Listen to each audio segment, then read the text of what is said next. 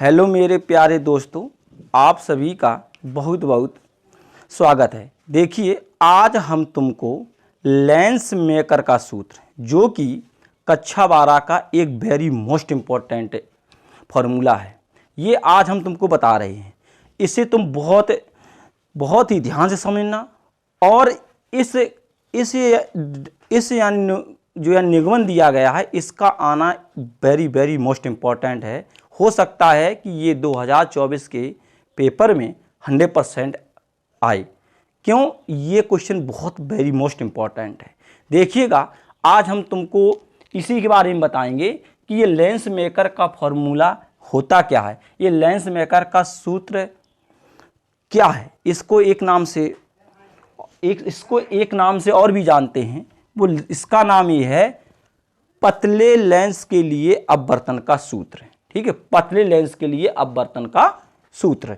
तो देखिएगा इसे और बहुत आराम से देखिएगा। हम तुमको बहुत आसानी पूर्वक बताएंगे, बहुत ही आसान शब्दों में बताएंगे। बस देखिएगा, आप देखिएगा।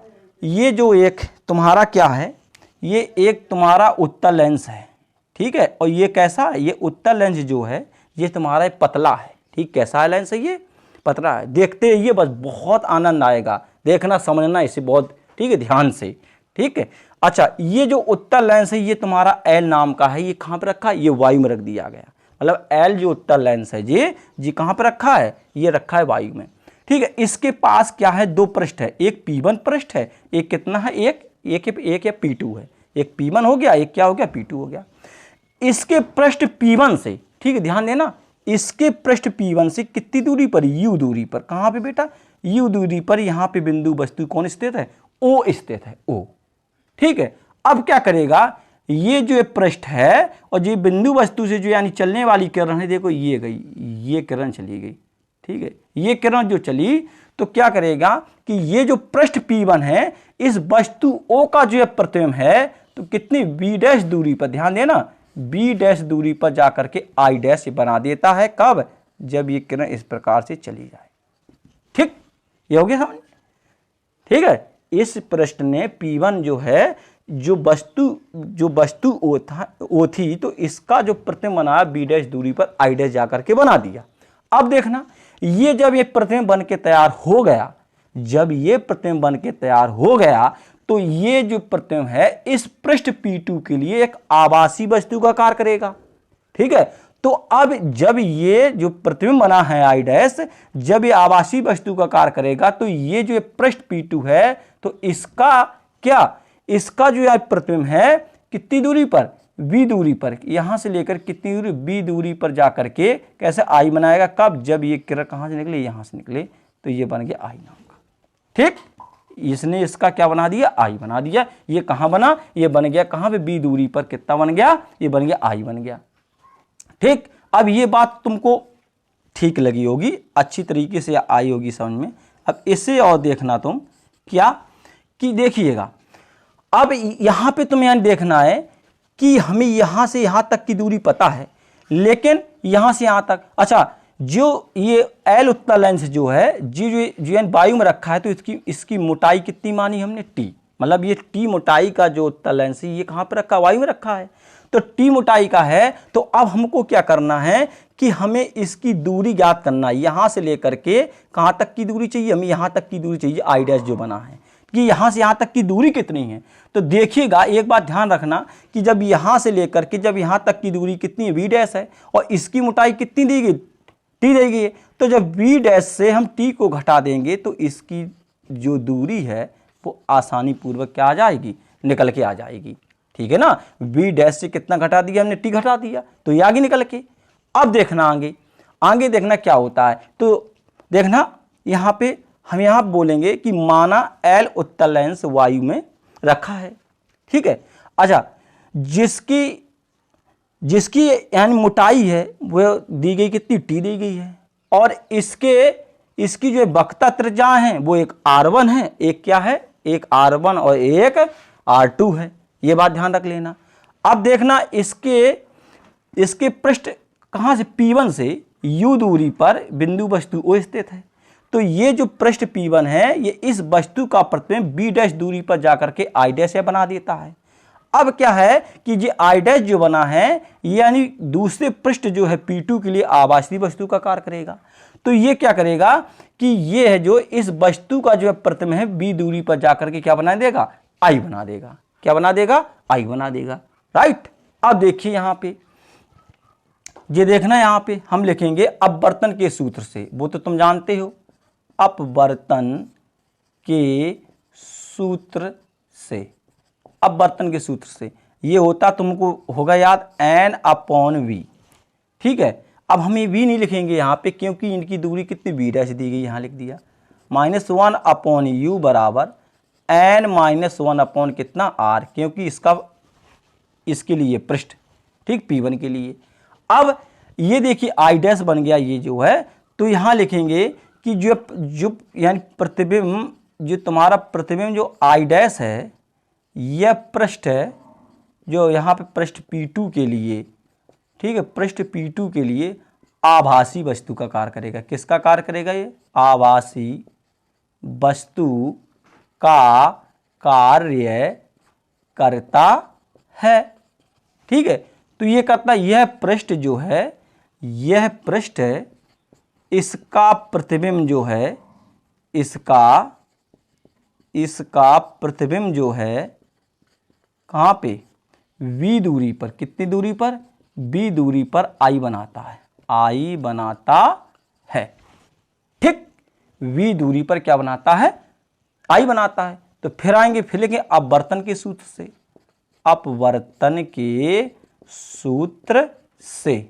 अच्छा, ये हमने अपवर्तन के जो गोलीय अवतल पृष्ठ के लिए जो हमने इसका डेरिवेशन कराया है, अगर वो ना देखा हो तो देख लेना, वीडियो में डाला है, इससे तुम देखना है यहाँ। ठीक है, अब देखिएगा इसमें, तो अब एक बात और हमें ध्यान देना है कि यहाँ पे किरण थी जो वायु से जाकर के कांच में जा रही थी। कहाँ से, वायु से कांच में जा रही थी। तो जब इसका अपवर्तनांक n था, ठीक है, लेकिन क्या है कि अब यहाँ किरण क्या है कि यहाँ कांच से वायु में जा रही है। और एक बात ध्यान करना कि अगर वायु के सापेक्ष अगर कांच का अपवर्तनांक 3/2 है, ये बात मेरी बहुत अच्छी तरीके से ध्यान रखना कि अगर वायु के सापेक्ष कांच का अपवर्तनांक 3/2 है तो कांच के सापेक्ष वायु का जो अपवर्तनांक होता है 2/3, मतलब जी एक दूसरे के क्या, इसका उल्टा हो जाता है, मतलब व्युत्क्रांतिपाती होता है। मतलब क्या होता है, व्युत्क्रांतिपाती। देखिएगा, अगर वायु के सापेक्ष कांच का अपवर्तनांक 3/2 है तो कांच के सापेक्ष वायु का अपवर्तनांक कितना होगा, 2/3, मतलब उसका अपवर्तनांक जो दिया गया है वो उसका उल्टा हो जाता है। तो यहाँ हमने n लिखा था, लेकिन अब हम लिखेंगे 1/n। क्यों, क्योंकि ये अब उल्टा होगा। क्यों, क्योंकि जो किरण वो वायु से कांच में गई थी, इसलिए n था, लेकिन अब वो कांच से माध्यम से किस में जा रही, वो जा रही वायु माध्यम, इसलिए इसका अपवर्तनांक क्या हो जाएगा, उल्टा हो जाएगा। ये देखिएगा यहाँ पे, ठीक है ना। तो 1/n और अपॉन कितना हो गया, v हो गया। देखिएगा यहाँ इसकी दूरी कितनी v है, और माइनस, और यहाँ देखेंगे 1/, अब यहाँ से यहाँ तक की दूरी कितनी देगी, ये देगी v डैश माइनस कितना t हो गया, और बराबर 1/n - 1 कितना हो गया, r2 हो गया। ठीक, क्यों, इसका पृष्ठ था P2, इसलिए इसकी जो है वक्रता त्रिज्या कितनी होगी, r2 हो गई। अब देखना, अब हम क्या करेंगे, यहाँ लिखेंगे u डैश की तुलना में t को नगण्य मान लेते हैं। क्या मान लेते हैं, नगण्य मान लेते हैं। ठीक है जी, यहाँ हट जाएगा t।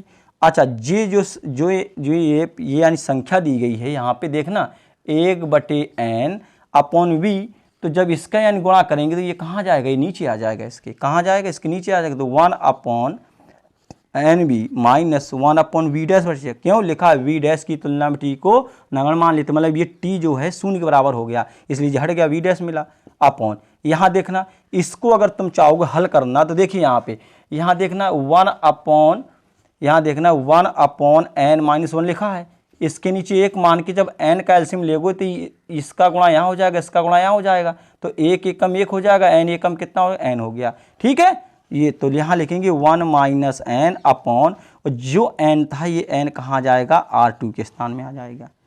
ठीक, अब हम क्या करेंगे, एक बात ध्यान है, हम यहाँ से एन का यहाँ हम क्या करेंगे कि यहाँ से 1/n का ले लेंगे क्या कॉमन। तो 1/n का जब हम यहाँ पे कॉमन लेंगे, देखना हम ले रहे 1/n का कॉमन लेंगे तो 1/v बचेगा, और जब इसका लिया तो ये इसके बटे 1/n आएगा, जो n कहाँ पहुँच जाएगा, n ऊपर पहुँच जाएगा, तो n अपॉन कितना हो जाएगा, v डैश हो जाएगा बराबर। अब यहाँ देखना ये लिखा है 1 - n, हम इसको आगे ले आएंगे और इसको यानी पीछे ले आएंगे। तो इस बात में ध्यान रखना, जब भी अगर संख्या अगर माइनस की दी गई है, अगर इसको आगे पीछे करेंगे तो माइनस का चिन्ह बाहर आ जाएगा। ठीक है, काय का चिन्ह आ जाएगा, माइनस का चिन्ह बाहर आ जाता है। तो इसलिए अगर n को आगे लेंगे तो n माइनस कितना हो जाएगा, 1 हो जाएगा, और अपॉन n r 2 हो गया। अब इस n से इस n को क्या कर देंगे, हम यहाँ से काट देंगे। जब इस n को जब इस n से यहाँ पे काट देंगे तो अब देखिए यहाँ से काट दिया, यहाँ कितना मिला, 1/v मिला, माइनस की 1 यहाँ मिला n/v डैश मिला। ठीक है, और यहाँ हो गया माइनस के n-1 अपॉन कितना हो गया, r2 हो गया। ये हमारा क्या था, ये समीकरण पहला, ये हो गया तुम्हारा कितना, दूसरा। अब क्या करेंगे, समीकरण 1 व 2 को देखना क्या करने पर, जोड़ने पर, समीकरण 1 और न 2 को क्या कर देंगे, हम यहाँ से जोड़ देंगे। लिख रहे 1 को क्या करने पर, जोड़ने पर। ठीक है, अब इन दोनों को क्या कर देंगे, यहाँ से जोड़ेंगे। देखना इसको और ना इसको, अब देखना कौन कौन यहाँ कट जाएगा। ये n/v डैश है, देखो यहाँ संख्या प्लस की, और n/v डैश जी होगी काहे की, माइनस की। तो ये दोनों आपस में क्या हो जाएंगे, ये वाला और ना ये वाला, ये दोनों क्या हो जाएंगे, यहाँ से कैंसिल हो जाएंगे। तो अब क्या मिलेगा, यहाँ बचा माइनस के 1/u, यहाँ मिला 1/v। तो हम पहले इसे लिखेंगे 1/v और फिर बात लिखेंगे 1/u बराबर। अब यहाँ देखो n-1 यहाँ है और n-1 यहाँ है, तो दोनों में कॉमन आ रहा है, काहे का, n-1 का, तो हम n-1 का ले लेंगे कॉमन। तो जब कॉमन लिया तो 1 बचा, तो कितना हो जाए, 1/r1 हो गया माइनस, क्यों माइनस, क्योंकि ये यहाँ माइनस का चिन्ह था इसलिए माइनस रह गया, और 1 कितना r2 हो गया। ठीक, ये आया। ठीक है, इतनी बात तुमको आई होगी समझ में, नहीं आई तो देखिएगा यहाँ हम तुम्हें बता दें, अगर जैसे नहीं आ रहा समझ में, ये था समीकरण, देखना n/v डैश माइनस 1/u बराबर n माइनस ये हो गया, ये इक्वेशन नंबर फर्स्ट थी तुम्हारी। ठीक है, अब यहाँ देखना ये दूसरा, तो 1/v माइनस n/v डैश बराबर माइनस के n-1 अपॉन कितना r2, ये था समीकरण 2। हमने कहा था इनको दोनों को क्या करना, जोड़ने पर। जब जोड़ोगे तो ये दोनों कैंसिल हो जाएंगे, कितना मिलेगा, 1/v मिलेगा, यहाँ माइनस के 1/u मिलेगा। हम इसे आगे इसलिए लिख रहे हैं क्योंकि ये संख्या प्लस की है, ये माइनस की है, बराबर। अब देखो ये जो है यहाँ पे लिखा जी n-1 और n-1। ठीक है, तो n-1 है, जो n-1 क्या हो जाएगा, कॉमन हो जाएगा। ठीक है, नहीं आ रहा समझ में तो देखिए यहाँ हम बता दें, तो n-1/r1 ये संख्या माइनस की लिखेंगे, और n-1 और अपॉन कितना हो गया जी, ये हो गया r2।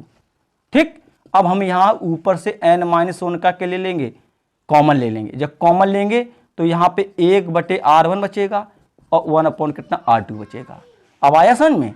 ठीक है, तो ये हम तुमको यानी बता रहे थे कि ये आया कैसे, ये वाला ये ऐसे ही आया है। ठीक, इतनी बात तुमको ध्यान रखनी है। ठीक, अब देखिए आगे लिखेंगे यहाँ की, यदि वस्तु अनंत पर स्थित हो, यदि वस्तु कहाँ पे, अनंत पे स्थित हो, यदि वस्तु अनंत पर स्थित हो तो प्रतिबिंब जो है द्वितीय फोकस पर बनेगा। प्रतिबिंब द्वितीय फोकस पर, कहाँ पे, द्वितीय फोकस पर बनता है। ठीक, इतनी बात आई समझ में।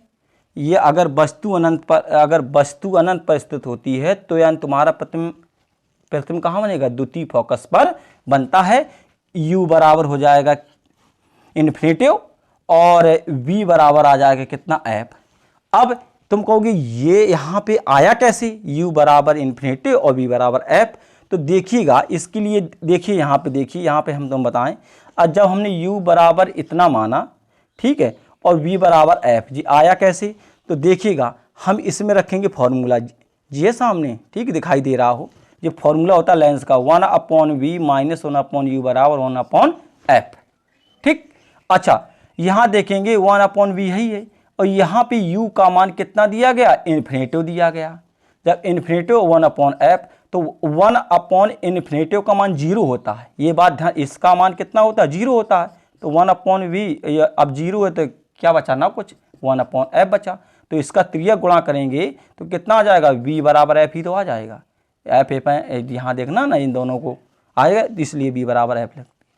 ठीक है, अब आगे देखिएगा इसमें क्या है, देखना इसमें, ठीक है ना।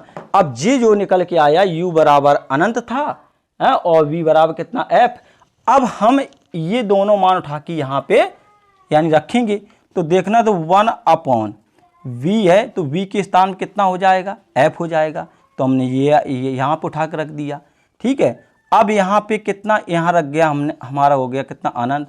तो n-1 1/r1 माइनस 1/r2, इसका मान अभी हम बताया कितना 0 होता है।